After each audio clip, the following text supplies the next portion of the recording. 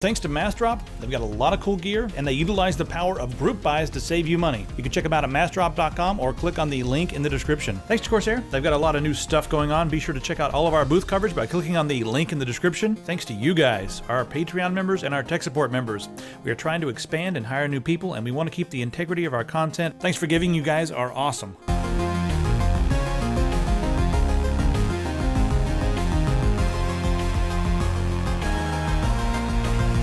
EVGA has a gaming case. This thing is an interesting design.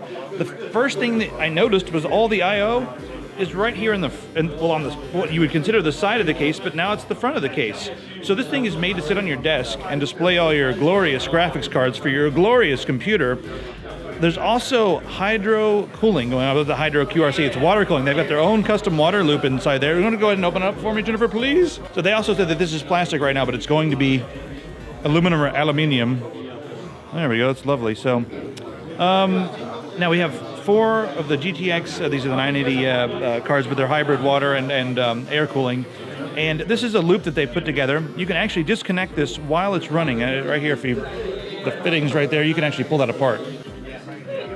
There we go, you can actually unhook that while it's running. How long can that be unhooked for?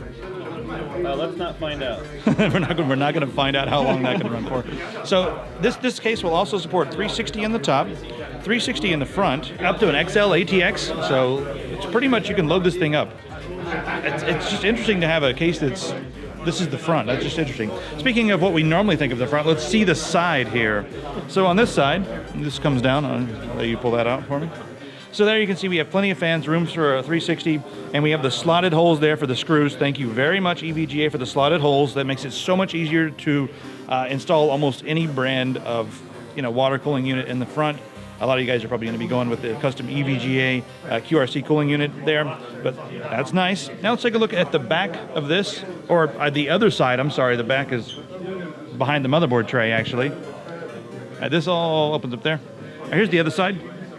Now, as you can see in here, we have 2 fans, and there's a little slot between the 2 fans. Now, what they've done is, on the bottom here, that fan is a dedicated fan that's going to be pulling air out of the graphics cards. So the graphics cards are also going to be pushing air through there, and it's going to be coming out right there. And they're telling me that it lowers the temperature by 6 or 7 degrees Celsius, which sounds ridiculous. That can possibly give you an extra 50 to 100 megahertz on your overclock. So that's pretty big. And this is going to be helping to pull some air off of the top. So we have a nice, wind tunnel going through here. It's a pretty interesting looking case. I'm curious to know what you guys think about this in the comments. So let us know on our forum what you think of this case, the layout, and also what you think of the new water cooling unit. All right, this laptop, at first glance, I thought they had a couple of Razer laptops because the industrial design is very similar, but I actually like this a bit better in my own opinion. This is an EVGA laptop. High quality components. This has a 980M, not the full size 980, but it does have the 980M. We've got it in a couple different flavors with the i7s, but not just the 6700, also the 6820K, and it's an unlocked CPU on the inside here. I imagine you could overclock it. I'm usually leery about overclocking, laptops, but you can give it a try. Got some speakers here in the front, the little drivers there, and on the other side. So it's extremely sleek. Tomb Raider running completely fine. You see the frame rate over here. In the standard, it's locked at 30 FPS because it's a cutscene. Yeah, now we're up to 47, 46, 47. So in the high 40s here for the FPS in Tomb Raider. Pretty much maxed out at 1080p. This thing is beastly and really pretty. And there's the power brick if you guys wanted to see the sexiest power brick that I've seen in quite a while. Let's muck around in here and melt the thing.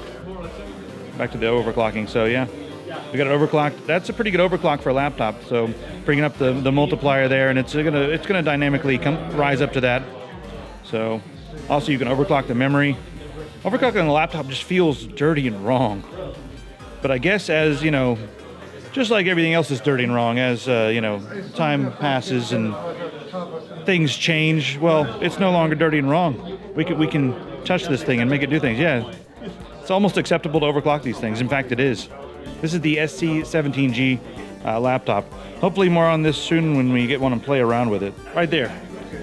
Tiny little thing for a pinhole right there. Now, if this was a router, that would be a reset your firmware, but it's essentially reset your firmware. It's your clear CMOS button.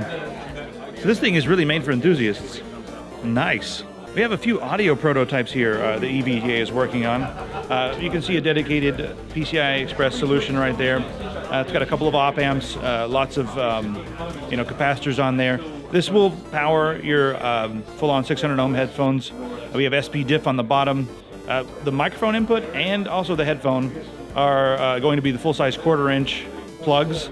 So for your beefier headphones, also the adapters for that are just fine. I much prefer an adapter that way as opposed to vice versa from the standard 1/8 inch, or I mean the 3.5 millimeter or whatever. Now they're also working on a DAC. This is just a prototype here. So they're working on a DAC, and I want you to take a look at the DAC. Actually a DAC and amp. There's your DAC over here. And then the amp is split into 2 separate PCBs, 2 separate pieces. And the thing about this is it's really gonna give you a lot of, no crosstalk, but all the parts on here, they're not just using stuff that you can go on to Mouser and buy.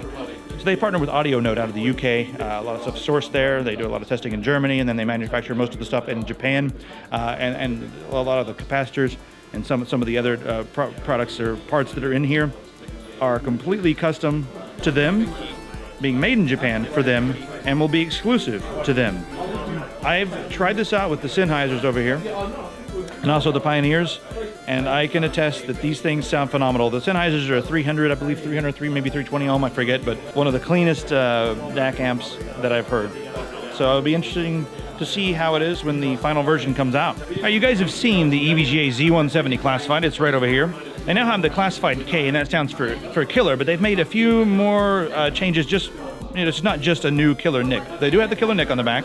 Right over there it is. We got dual NICs right there. Killer NICs. They've also changed out a few things. There's no PLX chip now. So whereas the old one had the PLX chips, you could run 4-way SLI, they've removed it. So you can see over here, it's a little smaller, but that was really expensive. So that's allowing them to cut the costs while still adding, the killer NIC. And now you're only going to be able to do 2-way SLI. For most people, 99.5% of people, that's fine. I think this is a pretty wise decision and a pretty nice way to lower the price. I'd be curious to know what you guys think in the comments. Are you upset? Do you want 4-way SLI, or is it okay to have 2-way SLI without the PLX chip? Now I know that means that if you want to install tons of other PCI Express expansion, it might run into some issues, maybe somewhere, but you can always go ahead and buy that one. It just doesn't have the killer NIC, So options for everyone here with the EVGA classified motherboards. This is the GeForce GTX 980 Ti VR edition, and they call it the VR edition because you've got your HTC Vive right here, which I prefer over the Oculus, but you've got your Oculus or your HTC Vive, and you have to run a cord all the way to the back of your computer.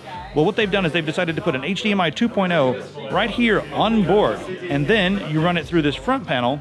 So you plug it into that, and you plug in whatever else to the front panel, and it's full on. It can support all the bandwidth you're going to need for your VR headset.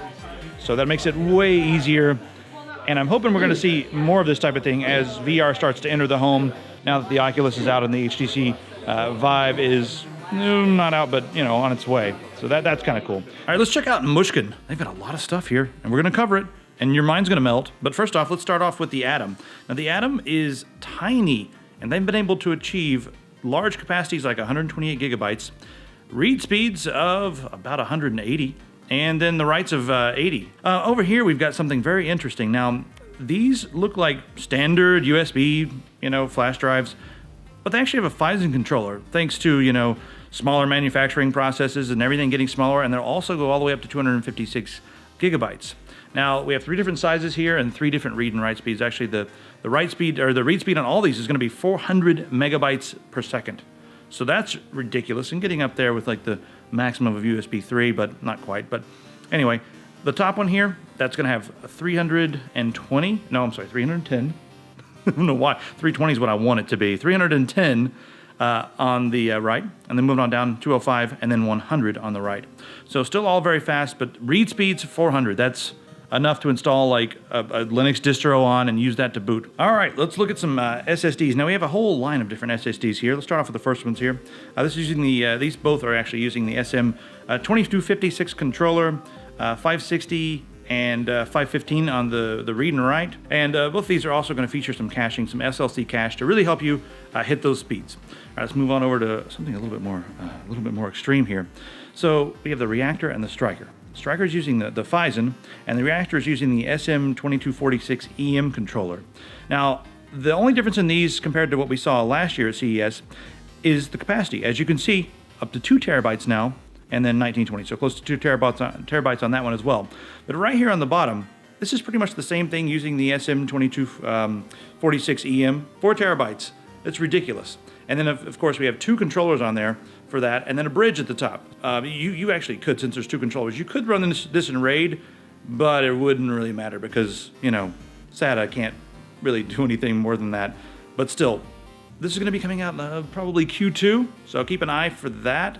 That's quite ridiculous. The other thing that's going to be ridiculous about that is the price. They should be able to get it down to 25 cents a gigabyte, which is going to be around the $500 price point for 4 terabytes of storage in an SSD. No more need for hard drives, I guess. Now let's look at the fast one. This one is some NVMe goodness right here.